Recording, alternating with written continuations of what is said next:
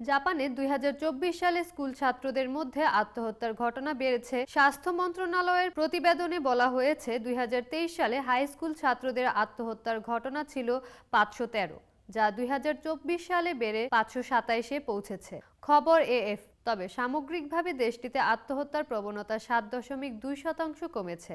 ২০২৪ সালে জাপানে মোট ২০,২৬৮ জন আত্মহত্যা করেছেন। তার আগের বছর যা ৩৪,৪২৭ জন ছিল। ডেপুটি চিফ ক্যাবিনেট সেক্রেটারি তোকিওতো তার এক প্রেস ব্রিফিংয়ে বলেন, আমরা আত্মহত্যার সমস্যাকে অত্যন্ত গুরুত্ব সহকারে নিচ্ছি। শিশুদের জীবন রক্ষার্থে আমরা সর্বোচ্চ প্রচেষ্টা চালিয়ে যাব এবং এমন সমাজ গড়ব যেখানে কেউ তার জীবন নেবে না।